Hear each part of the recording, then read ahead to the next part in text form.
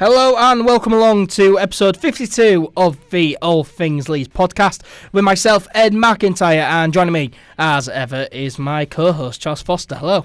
Hi mate, you alright? Yeah, you? Yeah, I'm sound. I'm excited to chat about the game on Tuesday night. Yeah, it's been a much more positive week, hasn't it, this week? Yeah, it's been a lot of good news off the pitch and finally some good news on the pitch after a few dodgy weeks. Yeah, we'll of course be discussing why it's been such a positive week. There's loads to discuss in this episode. We'll of course be discussing Tuesday night's game, which saw Leeds United beat Millwall 3-2 at Elland Road in some style as well. We'll be discussing that. We'll also look at how the Leeds United under-23s, under-18s and women's teams have got on this week. There's also plenty of news and transfer news to discuss as well, and we'll be looking at all of Leeds United's transfer business over this past week. And then we'll be looking ahead to Leeds United's next game, which sees them take on Wigan Athletic at Elland Road this Saturday. This is the All Things Leeds podcast.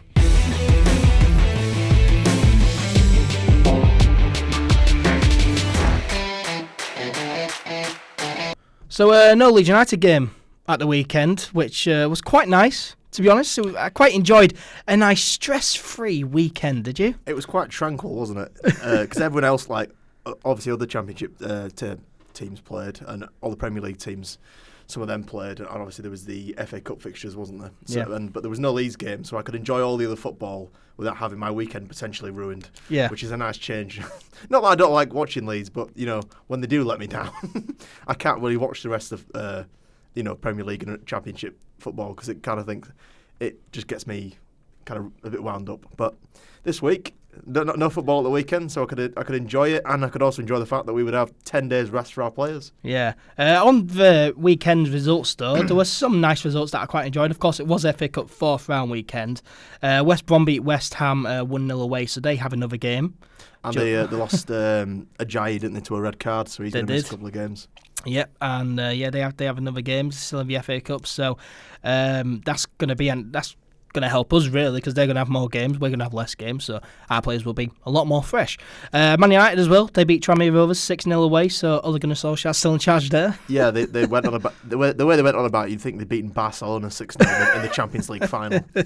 I mean, it was Tranmere and they played their first team. Yeah, but it does just give Solskjaer another few games to do what a terrible job he's been doing, just continue that. So, quite nice for Leeds United fans, really, the results at the weekend. And yeah, it was a stress-free weekend for Leeds United, but Leeds were in action on Tuesday night, of course. Let's get straight to that game then. So, Leeds United beat Millwall 3-2 at Elland Road after being 2-0 down at half-time. The Leeds players showed grit, fight, determination to turn the game right around and get the 3 points. What performance, what a win, what a game. It was a great game, very entertaining for a number of reasons. Frustrating, exhilarating, and the other ting words you can think of. It was kind of the whole kind of spectrum of emotions of the game. There's anger, grief, disappointment, and then excitement, hope, and then extreme worry, because I remember turning around to you and about the 85th minute and saying, I'm begging you, Lee, stop throwing this away. I mean, it was a fantastic game for the neutral to be watching, but for Leeds fans, it was nerve-wracking. It was nervy. It really was nervy. And I obviously we'll get on to an incident later on in the game where I thought when we had the chance to remove all stress in the last 10 minutes of the game and we completely fluffed it. But we'll talk about that in a minute. Yeah, but it was a fantastic game, really. Really entertained, especially in the second half. It was a fantastic game to watch. But the officials did try their best to ruin it completely. I've never seen worse officiating than this. Never mind this season, never mind at Elland Road, but I've never seen worse officiating than this in all of my life. And I watch a lot of non-league football. As I mentioned on the podcast before, I do media work at Faz's Celtic, or I watch a lot of non-league football, and I've never seen officiating this bad ever than what happened on Tuesday night. Darren England, the referee, absolute joke. All the officials were a joke. It was horrendous. He was awful, and the linos were awful as well. But we've seen some dodgy performances from the officials in the past. Like last season, the Brentford home game, with Peter Banks and the Pontus Jansson ended up with a one-match suspension for complaining about the officials, how bad they were. Yeah. But yeah, this was awful. I mean, the amount of times. Are we going to go through each incident? It was an absolute joke. So first of all, first half, Click had the ball, running towards the goal. obviously gets taken down. It's blatant. It's a back challenge. Yeah. Clear that he didn't get the ball. It should have been a yellow card and a foul. But the referee said, "Oh no foul. Play on." Definitely should have been a free kick there. And then moments later, Leeds United win a corner. The referee awards a corner, and then the referee probably had the best view of out of all the officials, the referee had the best view of the ball going out of play. He did. I don't think the officials would have talked to him as well and told him to change his mind, because the referee had the best decision. So first of all, if the officials are telling the referee, "Oh no, it's a goal kick," on multiple occasions as well, the linos didn't actually. The linos are supposed to point to the corner flag with their flag to signal a corner to the referee. They didn't do that. What is the job of the linos? What is the job of them? They never communicate with the referee. They never make their own decisions. No, they're all bottle jobs. The referee made all the decisions in that game. They wait. The only decision I saw the lino make, a positive decision for us was Jed Wallace's handball at the end of the game. Yeah. The lino signal fact, 'cause the ref didn't give that. The lino gave it. Yeah. But. Yeah, they weren't pointing to the corner flags. I mean, they would wait for the referee to make his decision, and then they'd be like, theirs. "Oh yeah, ref, yeah, you got it right." When it's their job because they're much closer to the action, to point to the referee and tell him what should be going on. Yeah, that is their job. Yeah, absolutely. But the incident that was going on about, though, so he gives a corner to Leeds. He had the best view of it. So if the other official telling him, "Oh no, you got the decision wrong here," first of all, he should have been like, "No, I'm the referee. I had the best view of this. It's definitely a corner." But he changed his mind from a corner to a goal kick, and I think it's probably because the Millwall players all surrounded him, screaming in his face. I've never seen anything like that. How can a referee make a decision and opposition players speak to the referee, and he changes his mind? Yeah. That just shows you're weak, and if you do that, especially at the start of a game, all you're encouraging opposition players to do, Millwall players to do, is to be in your ear all game, on the off chance you'll change your decision in their favour. It's a sign of weakness. It's a sign of weakness. The referee gives a corner, changes to a goal kick. Pressure from the Millwall players. It's a sign of weakness there. And then later on in the first half, Dallas has a really good shot on goal. The goalkeeper clearly saves it, and the referee says, "Nope, goal kick." I mean, it's not even marginal. I mean, the ball changed direction so much because Dallas hits it kind of centre left of the goal. It's a fantastic save from the goalkeeper and the keeper saves it. A good save. Yeah. But he puts it around the post, and you think, all right, decent save, corner. And I couldn't believe it. And he gives a goal. I couldn't believe it. Why are the linos or anyone? Why are they not saying, "Oh, referee, you got this wrong here"? Pablo Hernandez goes over to the referee and says, "Look at that screen. You've made the wrong decision." Yeah. He looks at the screen and says, "No, I've clearly made the right decision there." And LS11, another fan channel that I do some stuff for, they released the Bielsa cam footage, and all the coaches on the touchline go to the fourth official and say, "Look at the screen. Look at the big screen." I actually found the Bielsa cam footage funnier when we scored because Meslier were just going sick on the pitch. Oh yeah, Meslier were high-fiving everyone in the West Stand. Yeah. But I mean, this decision was just bizarre. Clear corner, and then he gives the goal kick. Why don't the other officials, if they've seen it, why don't they tell the referee, "Oh yeah, you got that wrong there. It's actually a corner." That is their job. Exactly. They are shirking responsibilities. See, like no one was communicating. The referee was delusional. He wasn't delusional. He was just weak. It was weak. He showed weakness because he showed weakness towards the Leeds fans as well. Because in the second half, he was giving a few more 50-50s our way to try and balance it. Whereas you shouldn't have to balance it. You should just be consistent. And Millwall manager Gary Rowett, he said in his press conference after the game that at half time, probably Victor Otto or someone had a word with the referee, and in the second half, referee clearly was trying his best to try and even the game out a bit, make it a lot more even than what it was in the first half. So the referee is clearly weak. Darren England, the referee, is clearly weak. He's stupid, and he can't referee another championship game for quite a while. No, I imagine they'll do what they did to that. What was the one? Was it the Fulham game? The referee for that, didn't he get bombed down to League One? I think it was the Millwall. It was the Millwall game. Was it James? Something. I should know this. I memorised the name of the referee. Whoever refereed the Millwall game got a massive away at the Den. Got such a telling off from the FA, and then got bombed down to League One. Yeah, and Darren England needs telling off from the EFL. The EFL need to lock this referee, Darren England, in the room. Show him the goalkeeper saving that and go, do you want to explain why you gave a goal kick? Just do that. I mean, the officiating in this league is an absolute joke. For the Championship, one of the best leagues in the world, one off the Premier League, to have officiating this bad is an absolute disgrace, and the EFL needs to sort it out. Well, there's no accountability for referees either, because they don't get interviewed before or after games. In Australia, they do. Yeah, they don't. They need to do it, yeah. Like, I imagine that'd be hilarious with interviewing Mike Dean, but that's another thing. Actually, when Mike Dean refed us, I thought he was one of the best refs we had at Elland Road, which is weird because everyone moans about him in the Premier League, but he's quite good for us. But if you interviewed refs after games and said, how come you made this decision? Why didn't you give this decision? And they actually gave reasons, then you'd respect it more. But they don't. They leave the pitch and you never hear from them again. Yeah, exactly. It's an absolute joke the officiating in this football league. And having England the referee and all the officials from the Millwall game, they were horrendous. Even if they do get punished after the games and get bombed down to League One or get suspended for a few matches, you've still lost those points. Yeah. We've lost points this season from Naki Wells handballing it, Lewis grabbing, fouling someone on the halfway line, and then shouldering it into the goal. And the EFL tell us afterwards, we got that wrong. It should have been a different decision. The penalty down at Fulham, where Ben White puts the smallest amount of pressure on the Fulham.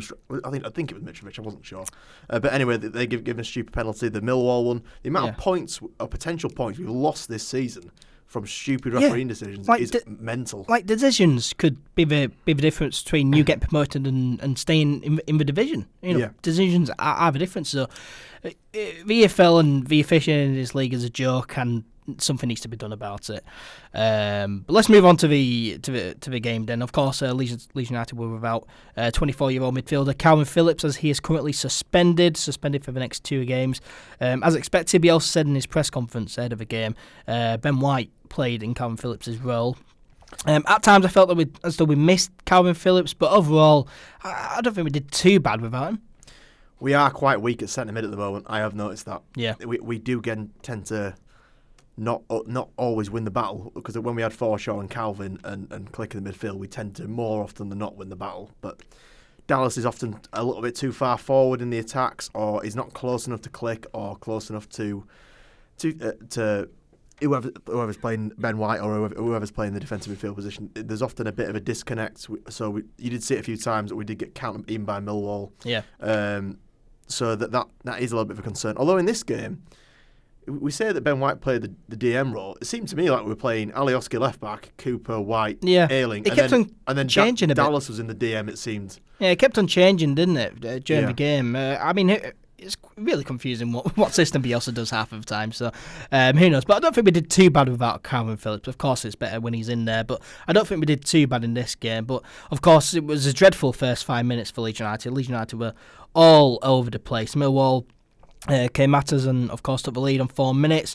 Sean Hutchinson with a free header from a corner. Poor defending in the box for that one, and Millwall took the lead there. I think it was Ayling who just lost Hutchinson. Completely losing him at the back post. He's done it a couple of times, Ayling. He did it at Luton away. He lost his man at the back post for the Luton's goal. He did it at Birmingham a couple of times in the 5-4. He got balls just getting whipped to the back post and people getting round him. For some reason, he's lost his kind of defensive solidity as Ayling, but he's much better going forward now. He's fantastic going forward. It's very strange. He's a right back though. I'd rather be better defending, but I'd rather win a game 3-2 than draw it 0-0. Yeah. So it's leaving men free at set pieces. It's not excusable. You can't. We play a man marking system, and the point of a man marking system is that everyone is picked up and no one is left free. So even if the ball is reaching the back post, Ayling should be at least challenging in the air for it, which means that Casilla has a better chance at a save if he has to make one. Or maybe you can just put him off enough that he'll edit over the bar. But that was a really poor goal. And let's be honest, Millwall deserved it because they were better than us in the first 5-10 minutes. We were shocking in the first 5 minutes. As I say, Leeds were all over the place. Millwall came at us, their first set piece, and they go 1-0 up after 4 minutes. And you're thinking, same old. But after that, though, Millwall sat back and defended. They left space for Leeds to attack, but we just couldn't quite break them down. Millwall made it very difficult. We did miss a few chances, though. Patrick Bamford missed a left-footed effort. That was saved. Alioski shot just wide. Over the bar as well. And Cooper had that. I'm not sure there was a 1-0 or 2-0, but Cooper had that header, that free header from a corner. Yeah. Hernandez's corner, and he heads it straight at Bielkowski. Yeah, but on 23 minutes though, Millwall were awarded a penalty. Alioski making the foul in the box. Definite penalty, I think. But in the build-up though, Ryan Woods picked up the ball for Millwall on the left-hand side, and the ball clearly went out of play. It went well out of play, and it should have been a Leeds United throw-in, but a player went on. Millwall, of course, were awarded a penalty, and Jed Wallace stepped up and scored it despite Kikogse going the right way. But, I mean, it should have been a throw-in in the build-up. Again, an example of poor officiating. Yeah. Not giving it, again. That goal doesn't stand in the Premier League. Just doesn't. VAR. Yep, VAR picks it up immediately. Yeah, not that I want VAR, because I hate VAR. Yeah, what I want is good officials. I don't think it would be possible in the Championship VAR, really. You know, it will cost a lot more money. I don't think VAR is ever going to be in the Championship. But it's poor decision for, officiating here. It should definitely be in the Leeds throw-in, but of course it wasn't. Definite penalty, though. It was clumsy from Alioski there.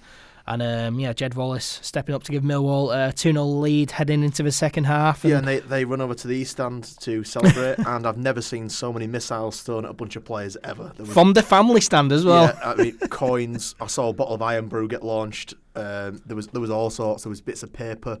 All the Millwall players were picking it up off the floor and showing it to the referee. What I didn't get was the captain was having a word with the referee. I was like, what's the referee going to do? Send off all the fans? I don't condone throwing stuff at players. But at the same time, if you are taking the piss and celebrating in front of opposition fans, should expect you're asking to get hurt. I mean, your Millwall players, you must see it every single week. You're asking to get you're asking for a reaction. Yeah, that's what you're asking for. Oh, exactly. Asking to get hurt is the wrong way to say it. You're asking for a reaction, and especially when Leeds fans, you're 2-0 down in a bad mood, and you're running over celebrating in the face when you could easily run. They could run the length of the pitch and celebrate in front of the away fans. They could easily do that. And given they were defending that area anyway, they could easally run that way. Yeah, exactly. But obviously, they don't want to go back into their own half because then Leeds can kick off again. So they celebrate in front of the East Stand. Yeah. Because they think they'll be all right in front of the family stand, which they weren't. It happened later on in the game as well. That over corner, Jed Wallace. Jed Wallace got a coin pinged at him, and he just stood there showing it to the referee. It's like, come on, mate, just carry on with the game. And he goes over to moan, and the response of the South Stand of the Cheese Wedge was to chant, "You soft southern bastard" at him. Did you hear that? Yeah, that was funny. Sorry for the swearing, but that's just what they said. Yeah, so it happened all game, and I imagine we'll be getting some kind of penalisation. Yeah, probably, but the EFL will turn around and slap us with a 20-point deduction or something silly. Yeah, but the Millwall players should be punished as well because they incited it. Yeah, they incited it. I mean, I remember the Millwall players. They should know what's gonna happen. Yeah, but Millwall is not well liked. I mean, even teams have got no rivalry against. I mean, I already mentioned it in this podcast already, but Brentford last season when Morpay scored his penalty and ran over to the South Stand, he got absolutely hailed with missiles. Yeah. Because he'd scored at the South Stand, he could easily run to his own fans. Yeah, I mean, if they don't want it to happen, just don't incite the fans. Simple as that. But yeah, Millwall 2-0 up heading into the second half. But Leeds United, I don't know what Bielsa did at half time. He must have 11 rockets because he shoved one up each player's arse. Leeds United were absolutely brilliant in the second half, completely tore Millwall apart.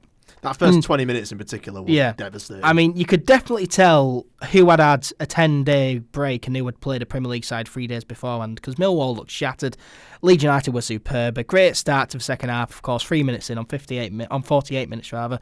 Leeds United scored from a corner. It was the second phase from the corner, but still from a corner. It went in. Harrison's close range effort was saved into Patrick Bamford, who tapped home from about 5 centimetres out. It was very, very close. And it was 2-1 to Millwall. The comeback was on. At 2-1 as well, Kikogse made a fantastic save to deny Bradshaw. Kept us in it. Really, that was a really good save. Though. Yeah, Kikogse had a really good game as well, to be honest. It was very end to end the game. Yeah, it was very end to end. Casilla did make a few saves. Yeah, and that save to deny Bradshaw, fantastic, because that was at 2-1. If they had scored that, the game would have been out of sight really for us, I think. So he kept us in it there. Leeds, of course, equalised in 62 minutes. Pablo Hernandez with a shot. It took a slight deflection off the arm of someone. I think if it wasn't a goal, it should have been given as a handball. Really. It wouldn't have been given as a handball. It wouldn't have. We were getting nothing. But yeah, Pablo Hernandez with the shot took a slight deflection to take it beyond the goalkeeper and into the bottom left-hand corner to make it 2-2. And absolute scenes when that equaliser went in. It went absolutely mental. We all went crazy, yeah. Yeah. Because this ball, because it was kind of bouncing and slow, it took a while to roll into the corner. Yeah. I don't think their keeper was expecting it to come all the way through, and before he knew it was back at net. Yeah. We were all going. I think it just took everyone by surprise. But Yeah. Absolutely fantastic, unreal scenes there, and that was 2-2. And then Leeds completed a perfect comeback on 66 minutes. Luke Ayling on the right-hand side delivers a great ball into Bamford, who dives and heads home from close range to make it 3-2 to Leeds United. Just unbelievable. Yeah, it was. We probably could have had more, to be fair. We could have, yeah. But when Elder Costa weaved in off the wing, it went off the bar. He hit one towards Bielsa, who palmed it onto the bar. Alioski at the bar again. We just had effort after effort, and we had a lot of block. I think Pablo had another block shot. We were absolutely dominating them, and they actually couldn't live with us. You could see him like huffing and puffing, running around. Yeah. There was one point. I mean, Gary Rowett mentioned it in his post-match press conference when Alioski ran through about 4 Millwall players. Do you remember that bit out on the left-hand side in the West Stand? Where he got the ball off Jack Harrison and weaved through about 4 players and took us off on an attack, and it just showed you how much fitter we were than they were, and how much more we wanted it than they wanted it. Yeah, I mean, we were superb, and Patrick Bamford making it 3-2, his second goal of the game. He's now on 12 goals of the season, so hopefully it kicks on now. I think Tony Pulis once called him a streaky player. He'd go on streaks of really good form, so hopefully this is now a moment where he'll go and score 10 goals in 5 games, and hopefully he keeps it up and kicks on. I would love it if he did that. Yeah, I'm not one of them fans that's going to get annoyed if he does well. Oh, yeah. If we don't see Augustin. If he scores a goal in every game till the end of the season, if he scores 17 goals, I'm not going to be sat there going, but I really wish Augustin was playing. It's like I'm not biased towards players. Yeah. I want whoever's playing up front for us to score goals. To do well. I mean, these were 2 tap-ins, but there's still tap-ins, there's still goals. We'll take them out whether they come. A goal is a goal. Yeah. Whether it comes off someone's arse cheek or it comes off the underside of the crossbar, your Boa style, they all count the same. And Bamford, he had a really good game in this game, really. Of course, scoring 2 goals, now 12 goals of the season. Hopefully he keeps doing well there. But Leeds United, 3-2 up. What is it with us against Millwall making all these fantastic comebacks? I remember a few years ago, we ended up losing 4-3, but we were 2-0 down with 10 men and ended up going 3-2 up. And then last season, I think we were only 2-1 down, but we ended up winning 3-2. It's fantastic. I actually said to my old man and my brother before the game, I predicted the final result. No, I didn't say who would win it, but I said it will be 3-2. And you can ask him if you want, because I didn't say it'd be 3-2 Leeds. I said it'd be 3-2 because I knew these games at Elland Road are always goal fest. Down at the Den, it's always horrible and grindy, and someone always wins it 1-0 or a 1-1 draw or something like that. Usually Millwall win it because we never win down there. Yeah. But up at Elland Road, it's always a fantastic hell for leather game. It's always a fantastic game. Are we going to talk about despite his brilliant second half performance, the Mateus Click chance? Oh yeah, one of the best moves I've seen. Yeah, I mean, in ages. Yeah, so Leeds United 3-2 up. We kept on pushing. We could have scored a lot more goals, especially when Mateus Click was about 12 yards out, just for goalkeeper to beat. He just had to slot it into the back of the net, but he ends up skying it. Superb work from Jack Harrison as well, who runs through Millwall's entire team. It would have been a fantastic goal. Lays Click off, open goal, 8 yards out. All he has to do is literally side foot it into the corner and he's scoring a goal. Yeah, it would have been a fantastic goal, that, but Mateus Click, with the miss of the season. Miss of the season was awful. 12 yards out, goalkeeper to beat, just slot it home. I got worried because obviously earlier in the season, when we were playing Derby at Elland Road, we went 1-0 up and then Bamford won a pen, which Click obviously went up and took, and he missed the penalty, obviously. Despite the fact the keeper dived the wrong way. All he had to do was get it on target. And then obviously Derby went up the other end in the 90th minute and scored an equaliser, and we lost 2 points there. I was worried that this would end up the same. Yeah. That he would miss that chance, and then obviously they brought Matt Smith on, and I thought obviously they're going to go try and get as many corners as possible to try and get him in a good position to score. and I was worried that Matt Smith was going to equalise because I saw Phil's tweet saying in about the 85th minute, Leeds are still pushing forward, which is a good plan because as long as Leeds are up the pitch, Millwall can't win any corners, and Matt Smith is not in danger of scoring. Yeah. But yeah, I was very worried we were going to Cardiff it. Yeah, so was I. But thankfully that miss didn't cost us. And Mateusz Klich, he's not letting it beat. It's not letting that missed chance beat himself down because he's making a joke about it on social media, saying if you find the ball on the M1, please send it back to Thorpe Arch. At the time in the game, he did put his shirt over his head. He was really annoyed. But after the game, though, I think it was Harrison went over to him to try and sort him out. Yeah, he was very angry himself. Yeah, but after the game, though, after we've now won, he's finding the funny side to it, and he's saying if anyone finds it on the M1 motorway, please send it back to Thorpe Arch. But yeah, we could have scored loads more goals. Leeds United were superb, but it was Leeds United 3, Millwall 2 at full time, but could have easily been 6-2. It was fantastic. I think a few Millwall fans were saying that Leeds were lucky. I think they were lucky that it wasn't 6-2 because the Millwall fans that I've seen, I mean, there was a couple of them I saw who were saying that I don't know what Leeds were moaning about with the referee so much. I mean, they must be blind. But yeah, some of them were saying that Leeds were just far too good for us. They were just a level above. I mean, even Gary Rowett said, they just taught us a footballing lesson. We just couldn't live with them. I mean, Leeds United really were fantastic. Thoroughly deserved the win. So, yeah, Leeds United 3, Millwall 2, full time. What a game, what performance, what a win. Just absolutely fantastic. One of my favourite moments was right at the end of the game. I think it was in the last minute, not the 94th minute, when Millwall had sent a through ball through and Luke Ayling was guarding it out for a goal kick, and he was guarding out to win the goal kick for us in the 94th minute, and then he was like giving it fist pumps and shouting to South Stand. Everyone was cheering. I mean, probably one of the loudest cheers of the night was when Casilla caught that corner. I was like, yes, get in. But yeah, fully deserved the win, and we turn our really poor form around, and really important to turn our form around as well, because we've been on a downward spiral since that 3-3 draw with Cardiff at Elland Road from the start of December. Been on a downward spiral since then, so really important to turn our form around and get the win. And a win like that would just pick everyone up, won't it? Yeah, it's got the kind of season-changing feel about it. The kind of feel like, we've had that crappy patch in January. We're now going to turn around and go, right, there's a lot of games in February because there's like 7 games in 4 weeks. It's insane. Yeah. So we've got a chance to pick up a lot of points, and we can turn it around. We've got a lot of the bottom 10 to play at home as well. Obviously we've got Wigan coming at the weekend. We've got Luton coming up in March, and that, and I'm struggling to think of the others.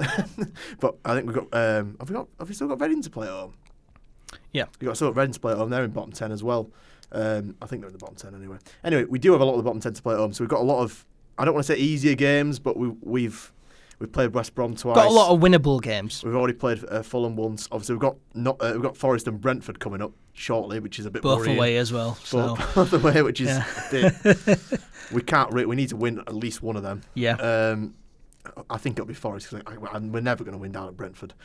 But we do have a lot of the easier teams to play, so you'd like to think we can get Forest and Brentford out of the way without too much damage, and then we can crack on. Yeah, we really do need to crack on. Yeah, really good to turn our form around. We just need to focus on ourselves and just build on this win, build some momentum, build a good run together, focus on ourselves and just see what happens. Calvin misses Forest, doesn't he? Because it's Wigan then Forest. Yeah, he misses our next 2 games. But so it'll be back for Brentford, which is good. Yeah, we'll need him. Yeah, we will indeed. But yeah, we just need to build on this now, and hopefully we do carry it on. But yeah, we turn our form around, and just when we thought the world was over, after this win, we're now suddenly 2 points clear at the top of the Championship table and 4 points clear of Nottingham Forest in 3rd. I just can't believe it. Can you? I mean, how badly we've done on points-wise in the last month. I can't believe we're top of the league. Yeah, I don't know how we've managed it. I do not know how we've managed it. It's absolutely crazy. We have cut, I think it was, at its peak, was it 11 or 12 point lead down to 4, so that's how we've done it. So our early season form helped us a bit there. Yeah, but how are we 2 points clear at the top of the league right now? Yeah, that was a bit.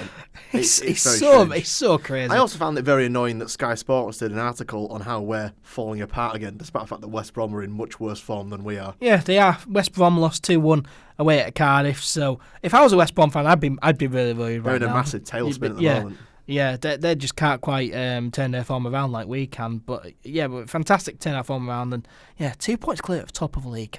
Mental. The Championship is an absolute crazy. We just got to beat Wigan at the weekend because Forest and Brentford are going to be very, very hard. Yeah. We, of course, move on to the game against Wigan at home on Saturday. We'll preview that later on in the show. But first, the Leeds United under-23s, they were in Premier League Cup action last Friday afternoon, and they drew 2-2 away at Wolverhampton Wanderers. A Stuart McKinstry brace gave the under-23s a 2-0 lead after 36 minutes, but they went into half-time 2-1 up, and unfortunately they were not able to hold on to the lead. But at least it's not a loss. Yeah, from what I saw of the game, the under-23s were kind of hitting Wolves on the break quite a lot, and that's where we got both our goals, which was McKinstry nutmegging their right back and getting right through and scoring twice. He basically just ran up the pitch and scored because Wolves were putting a lot of pressure on. So a draw was probably a fair result. Yeah, because they, I think apparently Majacek had a really good game. Made a lot of really good saves. I didn't see the whole game, just saw the highlights. He made a few good saves. So yeah, I mean it's an away game, but Wolves are a Premier League team. They've got Premier League money for their academy. I think they're Category 1 as well, Wolves. So you think, fair enough, lads, you've given it a really good go there. Yeah, good draw away from home. Yes, we're disappointing to concede 2 after we got 2-0 up, but yeah. Yeah, at least it's not a loss. It's not a loss, no. Yeah, so 2-2 draw for the Leeds United under-23s there. Also, during the game, we saw an extraordinary miss from a Wolverhampton player. They were attacking. Majacek made a save, open goal to shoot, and the Wolverhampton guy shades of Mateus clicking it. Yeah, I feel sorry for him. He's never gonna be able to forget about that one because everyone will just remind him of how bad that miss was. Extraordinary there. Yeah. But 2-2 draw for Leeds United under-23s away at Wolves last week. And the Leeds United women's, they lost 4-2 to Brighouse Town at Four Parks last Sunday in the quarter-finals of the West Riding County Cup. Brighouse are the current holders of that trophy. So the less said about that, the better. Hopefully Dan O'Hearn's side bounce back from that defeat. And I want some news, and as we discussed last week, the Leeds United under-18s will take on Manchester United away from home in the 5th round of the FA Youth Cup. And this week it was announced that the game will take place at Old Trafford on Wednesday the 5th of February, so Wednesday next week. Ticket details will be announced in due course, but what a tasty tie this is going to be. Old Trafford. Yeah, I've seen that Charlie Cresswell's been tweeting about how much he's looking forward to this one. Obviously, his old man used to play for Leeds, Richard Cresswell, ex-Leeds player. I mean, it's a big rivalry, a big game, and it's a huge. I mean, despite the fact that we really dislike that club, it is a massive stadium, and it's going to be a fantastic experience for the youngsters to play at Old Trafford. I'm sure it will. I mean, hopefully we take some fans over there. The only thing I'm gutted about is that it's away. I would rather play in Leeds because we get huge numbers of fans and it'd be brilliant. But yeah, I'm really hoping the under-18s can pull it out because it'll probably end up in BBC Sport or something like that. Yeah, it's going to be fantastic. It's going to be a fantastic experience for the youngsters to play at Old Trafford. I'm so pleased that the game is at Old Trafford and not some really shitty training ground somewhere. I'm really pleased that it's at Old Trafford. It's going to be a big game, big venue against Man United, of course. Leeds fans, I'm sure, will travel in numbers. Of course, we need to find out about the ticket information, but I'm sure that Leeds fans will turn up in numbers, and hopefully Man United fans turn out as well for the game and make it a really, really good occasion. I'm really, really looking forward to it. It's going to be a very tasty tie as that one. And another news then. Could Leeds United be changing their kit suppliers from next season? So the Daily Mail reported last week that Leeds have agreed a deal with German sportswear manufacturer Adidas to supply the club's kits from the start of next season. The Mail claimed that it's all done and will happen regardless of what division Leeds are playing in next season. But Leeds Live reported that the Mail's claims are premature and that Leeds are still deciding on their plans for next season. If it does happen though, it will be the first time Leeds United have changed shirt suppliers since 2015 when Kappa signed a 5-year deal with the club, and it will be the first time in Leeds' 100-year history that they will wear the famous 3 stripes of Adidas, of course. Adidas, the biggest sports manufacturer in Europe, the second biggest in the world after Nike. Now these are just reports, nothing's been confirmed yet, but if this does happen, this is massive, isn't it? Yeah, it's a very big deal. obviously we've been sponsored by Nike in the past. We've never been sponsored by Adidas before, so I'm really interested to see the kind of kit that they're going to produce. I saw an example of one of the Boca Juniors kits they've done. Because obviously Boca Juniors got similar colours to Leeds, kind of darker blue and yellow, and I really rate them. They're really nice. They make really nice shirts. Yeah, really nice kits. I'm looking forward to it. As long as we get a yellow kit, I'm sick of not having a yellow kit. I like the yellow kits. Nice traditional kits. Yeah, well, yeah, we always have a white kit, but lately, obviously, Kinnear and Reggiani have been kind of going a bit off the rails with the away kits and what colours they want, like black and pink and all sorts of stuff that isn't traditional. Oh, you see that bus seat? Let's make that the bus seat. I mean, I understand that these kits all sell really well, and it's a commercial exercise. I'm searching for the word there. Commercial exercise. So the more money they make, obviously, they'll make those shirts. And they say the yellow shirts don't sell that well, but I like the yellow shirts, and it is a traditional shirt. Yeah. Obviously, I'm wearing a white shirt right now, but yeah, I'm looking forward to the kind of job Adidas will do on this. And if they're decent and not £50, I will buy one. Yeah, I mean, of course, nothing's been confirmed yet. These are just reports, but it does feel like there's something there. There's no smoke without fire, obviously. Yeah, QSI, man. there goes your no smoke without fire argument. So yeah, they are just reports, nothing confirmed yet, but Adidas, they're a massive company, as I say, the biggest sportswear manufacturer in Europe, the second biggest in the world. So, if this happens, it's going to be massive. Global awareness will increase, it'll bring a lot more money into the club. And of course, us fans will have really nice clothes and kits to buy, because Adidas really do make some nice clobbers. So, they'll be chucking it into the likes of Sports Direct. Mike Ashley will be flogging Leeds shirts, which makes me very happy. So yeah, it'll be interesting. As I said, these are just reports, but a very interesting story and one to watch out for there. On some transfer news and rumours then, and as we discussed last week, BBC Radio Leeds were reporting that 19-year-old Manchester City forward Ian Poveda could sign for Leeds, and he has signed for Leeds. Last Friday, Leeds United announced that they had signed Poveda on a 4.5-year deal, a permanent deal, keeping him at the club until the summer of 2024. Poveda was, of course, Leeds' second signing of the 2020 January transfer window after the arrival of highly rated 18-year-old Italian goalkeeper Elia Capril from Italian side Chievo Verona. We discussed that signing last week, so if you want to have opinions on the signing of Elia Capril, go and listen to last week's podcast. But Ian Poveda, he looks like a good signing. He's very highly rated. He's played for a number of clubs throughout his youth career, including Chelsea, Arsenal, Barcelona, Brentford, and of course Manchester City. Let me emphasise Brentford. Because he was part of that group of Barca players that got signed illegally as a teenager, wasn't he? And they had to release him, so Brentford picked him up for free. And then, of course, went to Manchester City. Now, firstly, for a 19-year-old, that's impressive. He's been all over the place. And, you're not a bad player if you've been at the likes of Chelsea, Arsenal, Barcelona, Manchester City. You're not a bad player if you've been at those clubs, and he would have learnt a lot from the time at those clubs. So really, really impressive. 19-year-old being all over the place. Really, really impressed with that. He's also won many honours at youth level for both club and country. He's been capped by England at every youth level. He is also eligible to play for the Colombia national team. But he's a versatile forward. He can play on either wing or as an attacking midfielder. At City, he featured regularly for their academy side, and after a number of impressive appearances, Manchester City first team manager Pep Guardiola awarded Poveda's first team debut in January 2019, where he featured in City's 1-0 win over League One side Burton Albion away at the Pirelli Stadium in the second leg of their EFL Cup tie. So Poveda was offered a new contract at City as well, but turned it down to find first team football. He had interest from Italian side Torino and Glasgow Celtic, but Leeds managed to sign him, and he will wear the number 7 shirt for Leeds United. So, Charles, thoughts on our new number 7? I like him. I do like him. I mean, obviously, I've not seen him yet. But he sounds good. I mean, he hasn't made many first-team appearances, but he's got a good track record. He's very highly rated, so I'm looking forward to seeing what he can do. It could be kind of Pablo Hernandez's youth successor.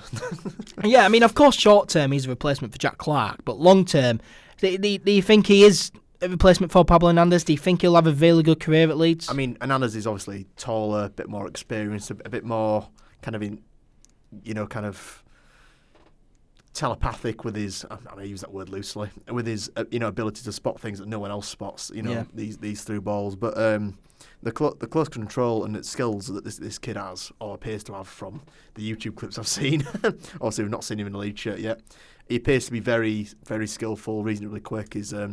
Stuart Dallas, obviously, in the pre-match from Millwall, was saying they'd been training with him in the murder ball session, and it was absolutely running rings around him. Yeah, and he said that he's never seen a player fit into a squad so well that that Pervada has. He's never seen a player settle down that easy. Yeah, he appears to make friends quite. It's a sociable lad, appears to make friends quite quickly. That he tweeted last night after the game, crediting Bamford, saying plus 3 points thanks to Postman Pat, which I thought was funny. Yeah, and he apparently, I mean, I didn't spot this at the time. I heard this on the Square Ball podcast. Apparently, he was hugely celebrating each goal that Leeds scored, especially the winner and the equaliser, running over to Bamford and celebrating. So you can see he's kind of getting swept up in it.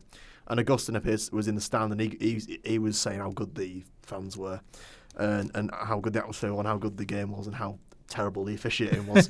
These things are only going to endear them to Leeds fans. They're going to. The more popular you are, the more patience you're going to get. Yeah, exactly. That is how it works. Exactly. I mean, it shouldn't be how it works. It should be how good you are, the more patience you're going to get. Yeah. But like Pablo Hernandez gets a lot of patience when he occasionally loses the ball because he'll do something ridiculous. Because he's Pablo. And you'll forgive him.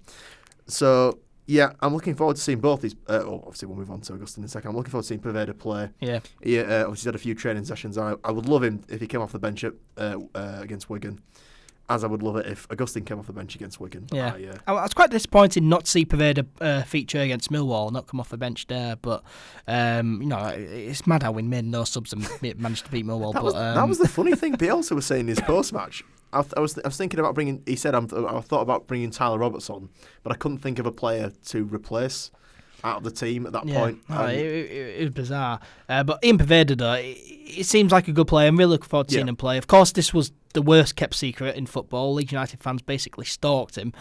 They sat outside Elland Road, just taking pictures of him without him knowing. Also, when he was in the stadium getting photos taken, at least fan recorded the flashes that he could see from the window. Leeds United fans. They followed him and his family into that Argentine restaurant Fazenda, didn't they, in Leeds, and took a photo of him ordering something at the bar. Leeds United fans are something else, man. Honestly, crazy. Leeds United fans. Augustine was the funny one, because despite the fact that he'd spent the last 3 days liking all these Leeds fans' tweets and it was obvious he was coming to Leeds, he got flown in a private jet into Leeds Bradford Airport, was then driven to a hotel room to have his medical performed rather than Doubletree Hilton. Yeah, in the Hilton. So the club went to extraordinary measure not to have him follow or have pictures taken of him. And it was pointless anyway because everyone knew he was signed. But Leeds United fans something else as well. But yeah, as we said, then on Monday, the other worst kept secret was officially announced, of course, regarding 22-year-old French striker Jean-Kevin Augustin. Leeds have signed him on a loan from Bundesliga side Red Bull Leipzig. Though Augustin had spent the first half of the season in France on loan at League side Monaco, but they terminated his contract there, and he has signed for Leeds on loan until the end of the season. And there is an option to make the move permanent in the summer. It's a 4 million loan fee, isn't it? And £17.7 million. It's 21 million euros, but it's £17.7 million for the activation clause to buy him. Yeah. Should we go up? Apparently late on as well. Late interest from Manchester United, but he turned them down. And if that is the case, I love him already. Did you see there was funny things about this? First of all, his best mates was Sol Bamba, which I thought was hilarious. And apparently Sol Bamba and him have the same agent. And Sol Bamba spoke to his agent, and he said there was never any interest from Augustine or the agent because apparently Man United's pitch to sign him was so disorganised and Leeds' pitch to sign him was so kind of detailed and impressive that he was never going to change his mind. Also, Angus Kinnear in his programme notes was saying that he didn't mention him by name. He said another club came in to try and sign Augustine at the last minute, and they should maybe revise their transfer policy from trying to sign players that Leeds are trying to sign. Obviously, a dig about the Dan James saga. But yeah, it's very weird how they keep trying to poach players we're buying. And then how much more money have they got? How many more scouts have they got? Can they not spot more? And they can afford much more expensive players than we can afford.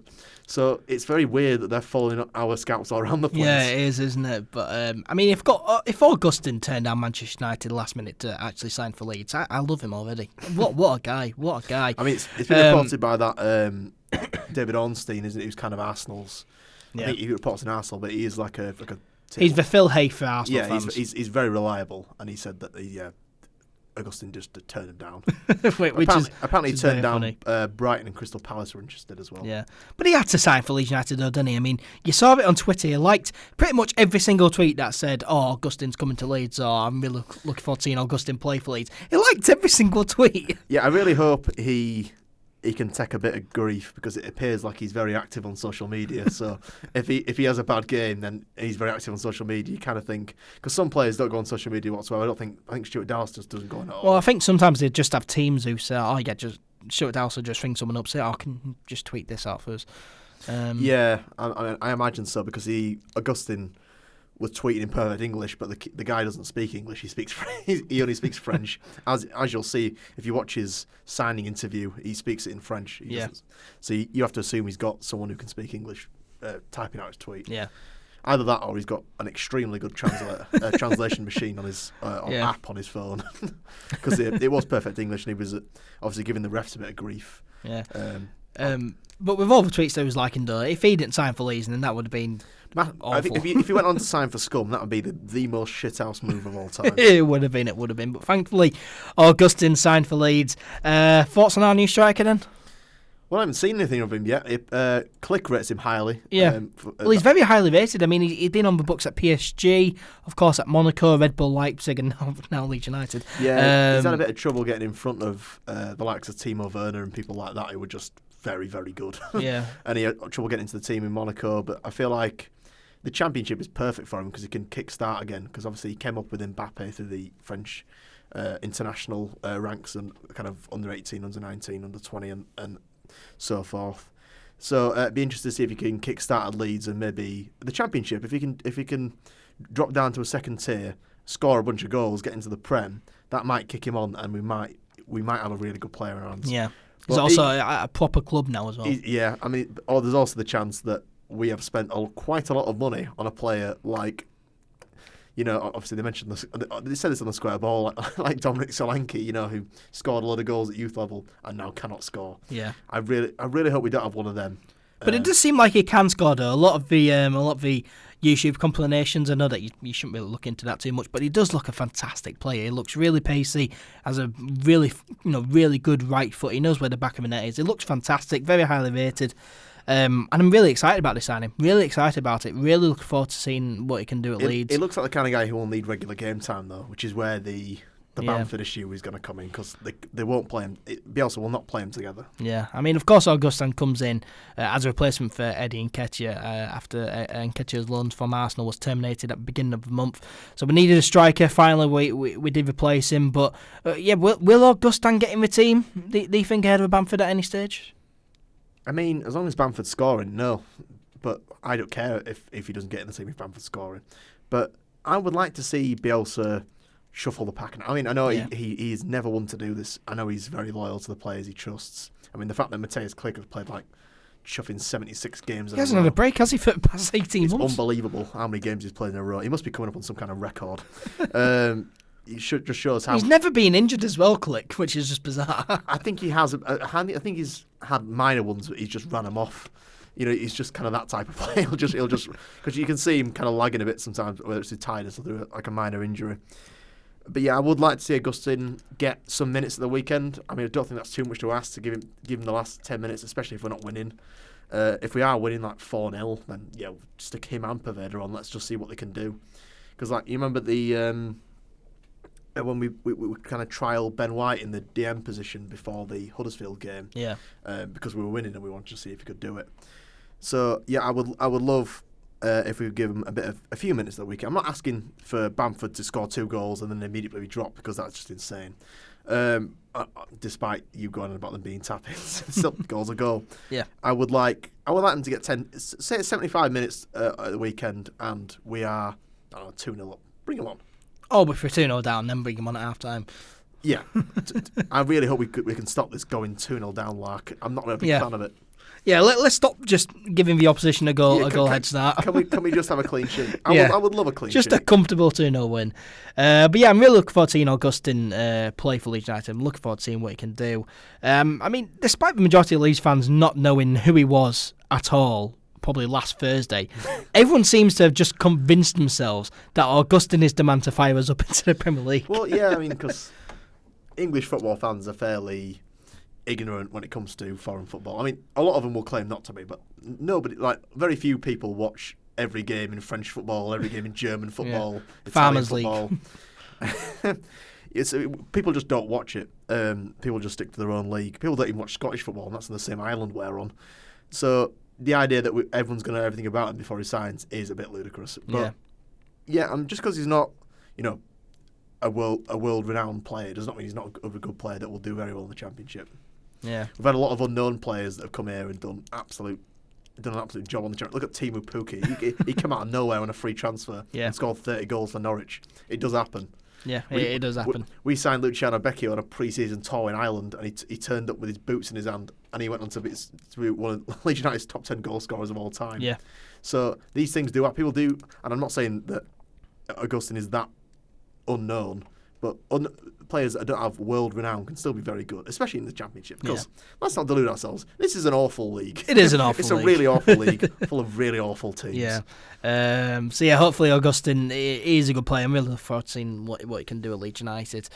Marcelo Bielsa said in his press conference on Monday, though, that that's it for signings now. No more new arrivals. Of course, if someone leaves, then I imagine that we'll get replacement for them. But Marcelo Bielsa pretty much saying no big arrivals. 2 days. Knock on wood. No one's going to leave. Yeah, but Marcelo Bielsa pretty much saying in the press conference there's going to be no more arrivals, no big arrivals. Thoughts on that? I'm satisfied. I mean, yeah, I won't go beyond satisfied because I wanted a proper centre mid. Yeah, I mean, sure, it would have been nice to get a midfielder, get a centre back or a left back in, but we needed a striker. We needed a winger after NkGhTg and Jack Clark left. We needed a goalkeeper because Kiko could be banned for a lengthy time. And we've got those 3 players, so job done, really. We wanted a striker and a winger. Those were the main things. I mean, fans weren't as bothered about a winger because we've got quite a lot of wingers. Despite, I'm sure this kid will be good, but it wasn't as crucial. We needed another striker. We got another striker. The striker was the crucial thing, which we needed. Yeah. The centre mid, I would have liked the centre mid because Forshaw seems to be, dead and buried. Forshaw and Roberts just never seems to be fit. Obviously, we got Roberts and Shackleton back fit now. They were on the bench. But how many games are back for? We need to wait and see. You can say that about Roberts. I think Shackleton's just had a bit of bad luck over the. Yeah. He's not constantly injured as Shackleton. He's had a bit of patches of bad luck. Yeah. But he appears to be back now, and he came on as a time wasting exercise in the last 2 minutes against Millwall. Yep. But yeah, I would have liked him in the centre mid. I wasn't as bothered about centre back because I think Berardi will be back soon, and Cooper appears to be all right. Ben White is never injured, so that's which is very fortunate. And we seem to be okay in that department. If only Douglas could get himself fit, but that doesn't appear like it's going to be the case. But I think we're going to be okay. I would like to centre mid. As I say, I'm satisfied with what we've got. We've got a couple of good players, youth goalkeeper. That is what the club said they were going to do. That's what they've done. Yeah, absolutely. If the club do what they say they're going to do, no one's going to get annoyed. Yeah, absolutely. So, it does seem like Leeds United's transfer business is all done. Yes, it would have been nice to sign a few more players, but overall, I'm really, really satisfied with the transfer business Leeds United have done this month. So, the three arrivals this month. 18-year-old Italian goalkeeper Eli Capril from Italian side Chievo Verona on a permanent deal. 19-year-old forward Ian Pavedo signed for Manchester City on a permanent deal. And 22-year-old French striker Kevin Augustin on sign on loan from Red Bull Leipzig. So, 3 good signings there, really. And, really, really satisfied with the transfer business this month. A number of big rivals for Leeds there. What about players leaving, though? So, as we discussed last week, the Yorkshire Evening Post were reporting that Leeds United's 2 signings for the youth teams from last summer, Guillermo Amor and Rafa Mujica, were both set for a return to their native country, Spain. Well, one of them has left. 21-year-old striker Rafa Mujica has joined Spanish side Villarreal on loan. No surprise there. He hasn't really done much at Leeds, so he will be a great miss. So good luck to him over there in Spain. Now let's look ahead to Leeds United's next game. Leeds taking on Wigan Athletic at Elland Road this Saturday. It's a 3 p.m. kickoff. We all know what happened against Wigan at Elland Road last season. What are you expecting for Saturday's game? I'm expecting a red card because the last 2 games we played against Wigan, they've had a man sent off. Yeah. So I mean, I'm expecting one of their Wigan players to get sent off, or probably one of our players, more likely. Yeah, Wigan are bad. Last season, they were only anything decent they did was because of Reece James, who they no longer have, and he's back at Chelsea. Yeah. So they're just poor. Yeah, I mean, I can't really point out, which one, what player of theirs is, a star player. They have like the likes of Jamal Lowe, who's a good winger, but they don't really have a standout player. They who got just Sam think, Halsey, don't they, as well? He's all right. Yeah, but they don't really have a standout player who you think, we need to watch him, we need to watch out for him. I think this is a completely winnable game, this. Of course, Wigan, managed by Paul Cook, they're not doing great this season. They currently sit 22nd in the Championship table, in the relegation zone. Did they beat Sheffield Wednesday 2-1 at home in the last game Gary on Monk Tuesday night? in his post-match. He That was was. really funny. But that made it 2 wins and 2 defeats from their previous 4 league games for Wigan's, which isn't too bad there, I guess. But they'll certainly be wanting to build on that window and climb away from that bottom 3. What kind of game are you expecting for Wigan? Are you expecting a tough game? Are you expecting an easy ride? I'm never expecting an easy ride in a Leeds United game. First of all, I'd just like to say that Paul Cook is like the Championship version of Sean Dyche, just like a gravelly, balding man. I do like Paul Cook, though. I do respect him. I think he's not a great manager. He seems like a nice bloke. Yeah, seems like a nice bloke that you want to go for a pint with. You could have a pint with Paul Cook. I don't think you could really have a pint with Bielsa. You'd have to have a glass of wine. Or something like that. No, a glass of water, more like. No, I think Bielsa does like a glass of wine. I know, but you know what Bielsa's like with fitness of everyone. Not for himself, though. You don't see him running around the running track, do you? No. He just...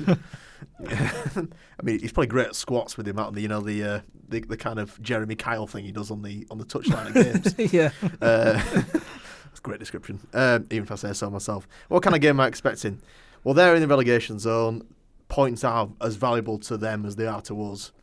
They won't see this as a winnable game, so they'll see this as a free hit. The pressure will be off them. The pressure is on us because they're poor, and we need to beat them. Obviously, we're going to go on to their strengths in a minute off Who Scored, as we always do. Yep, whoscored.com. I'm expecting a lot of... They're going to be trying to win as many free kicks and as many corners as possible. Yeah, and absolutely. I feel like we're going to spend a lot of time round the edge of their box trying to get something going, like we always do when relegation level, teams in a relegation scrap comes to Elland Road. They always sit very deep. Yeah. If they're smart, they'll try to hit us on the counter and they'll keep very deep with 2 backs of 4 because that's what Gary Monk does. Yeah. That's what people do when they beat us. They just sit deep, go for set pieces, hit us on the break, and try to win the battle in the field. I mean, it's going to be an ugly game, isn't it? It's going to be a poor game. It is going to be a poor game. That is the blueprint of how to beat a Bielsa team. Though. Yeah. Just press high when you can, but when you can't, sit back, keep compact, and obviously counter-attack with ideally while we're pushing up the pitch. As far as possible. I'm expecting a very poor game. I'm expecting this to be a 1-0, a 1-1, a 2-1, some probably more likely a 1-0. It'll be a 1-0 either way. Yeah, it's going to be difficult. But Wigan, let's have a look at what whoscored.com say about them. So Wigan's characteristics, so their strengths, they are strong at attacking set pieces, which is a worry because we're terrible at defending set pieces. But that's the only strength, though. That's the only strength. The weaknesses, they're weak at defending against attacks down the wing. They're very weak at finishing scoring chances. Very weak at protecting the lead, very weak at avoiding fouling in dangerous areas, and very weak at defending set pieces. Wigan's style of play, so they take long shots, long balls, attempt crosses often, control the game in the opposition's half, attack down the left, play with width, play the offside trap, and they are aggressive. They're not going to control the game in our half. No, they're not. I'm not. That's not arrogance. They're just not going to do it. No team in the relegation zone is coming to Elland Road and controlling the game in our half. It just doesn't happen. Yeah, but they don't look too good on whoscored.com. Which if you want, can you bring up Leeds on there? I want to see our strengths and weaknesses because we're going about every other team every week, but I'm willing to bet our weaknesses are definitely defending set pieces. It must be. Do you think? Yeah. Let's have a look. Whoscored.com Championship. Leeds United, top of the league. Love that. Love seeing that. Let's have a look. We're very strong at counter-attacks, strong at attacking down the wings, strong at creating long shot opportunities, strong at creating chances using through balls, and strong at creating scoring chances.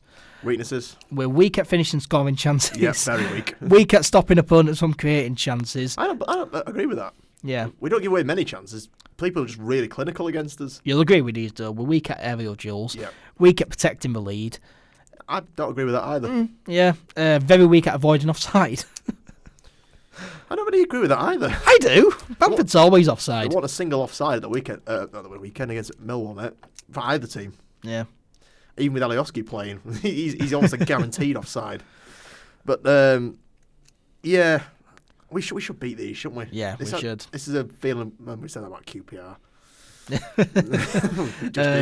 But yeah, Leeds of course have already faced Wigan this season, but Leeds of course go into this game sitting 2 points clear at the top of the league after that 3-2 win over Millwall in our last game. It's just important, as I say earlier, just to build on that win, build some momentum and get a really good run going. Of course, Leeds have already played Wigan this season. We beat them 2-0 away back in August 17th, 2019. We have a good overall record against them, 3 wins, 2 draws and 1 loss from our past 6 meetings with them. But we all know what happened last season when we faced Wigan at Elland Road. We lost 2-1 to 10-man Wigan. I'm sure we're still all haunted by that. Time for revenge here? That was so painful. that actually hurt me more than the Derby thing. Yeah. Time for revenge? Yeah. Yeah. I really want to pan them. For the 10 of their fans that turn up, I really want to absolutely batter them. But I do think it's going to be a game of few goals. Yeah. It has a feeling of a game of few goals. Score prediction? I'm going 1-0 Leeds. 1-0. I'm going to go 3-0 to Leeds United. I reckon we'll do them. I'm going for a bit more of a conservative prediction than you, clearly. But yeah, hopefully Leeds United do win on Saturday against Wigan. That'll be an interesting game. But that does bring us to the end of episode 52 of the All Things Leeds podcast. Thank you very much as always to Charles for joining me in the studio. No worries, mate. And thank you very much to everyone who has listened or watched. We really do appreciate it. If you enjoyed them, why not subscribe or follow the podcast? Give us a 5-star rating on Apple Podcasts if you're listening on there. Share the podcast around as well. Help us out. That'll mean a lot. Make sure to follow All Things Leeds on social media. We're on Facebook, Twitter and Instagram. Search All Things Leeds on Facebook. Search All Things Leeds 1 on Twitter and Instagram. Keep up to date with everything that is happening. Subscribe to the YouTube channel as well. Search All Things Leeds on there. Me and Charles will be back next week. So for now, take care and we'll speak to you soon.